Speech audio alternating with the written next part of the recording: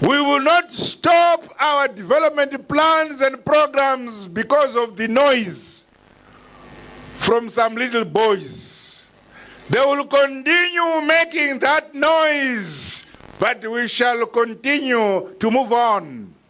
But I warn anybody who may want to be nonsensical and bring chaos in this country. We are ready for any chaos, to deal with any chaos.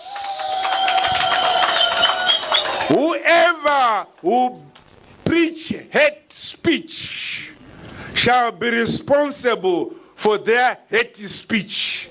Our prisons are not full. We want peace. We want unity.